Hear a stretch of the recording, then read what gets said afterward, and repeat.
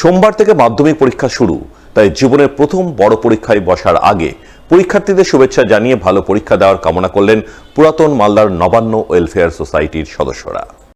জানা গেছে, পুরাতন মালদা পৌরসভার চেয়ারম্যান কার্তিক ঘোষের উদ্যোগে রবিবার নবান্ন ওয়েলফেয়ার সোসাইটির সদস্যরা মাধ্যমিক পরীক্ষার্থীদের শুভেচ্ছা জানান।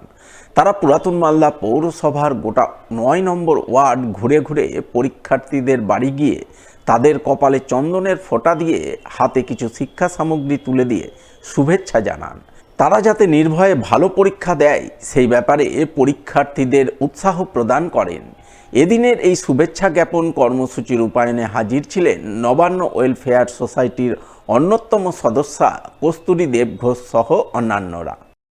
আমাদের এখানকার এলাকার যারা মাধ্যমিক এবং উচ্চ মাধ্যমিক পরীক্ষার্থী আছেন বা আছে তাদেরকে আমরা আজকে শুভেচ্ছা বার্তা দিতে এসেছি। কিছু শিক্ষা সামগ্রী এবং শুভেচ্ছা বার্তা তুলে দিচ্ছি হাতে। এটা ওল্ড মালদা পৌরসভার চেয়ারম্যান কার্তিক ঘোষের উদ্যোগ এবং নবান্ন ওয়েলফেয়ার সোসাইটির যৌথ উদ্যোগ। গত 23 ফেব্রুয়ারি ছিল বিশ্ববিখ্যাত ক্রিকেটার ফ্র্যাঙ্ক লরেলের জন্মদিন।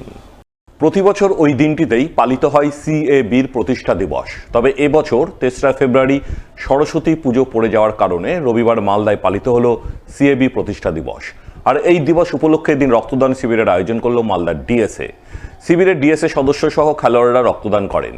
শিবিরের অংশ নিয়ে রক্তদাতাদের উৎসাহিত করেন মালদার ডিএসএ সাধারণ সম্পাদক তথা ইংরেজবাজার পৌরসভার চেয়ারম্যান কৃষ্ণেন্দু নারায়ণ চৌধুরী। ফ্র্যাঙ্ক ওয়েলের মৃত্যুদিন ছিল, সেই মৃত্যুদিন হিসাবে সারা বাংলা জুড়ে রক্তদান হয়েছে। যেহেতু এটা সরস্বতী পূজা পড়ে গেছিল, ওটা চেঞ্জ করে আজকের দিনে আমরা এটা পালন করছি। এবং ফ্র্যাঙ্ক ওয়েল একজন নাম করা ক্রিকেটার ছিলেন, তার স্মরণেই এই রক্তদান প্রতি বছর হয়।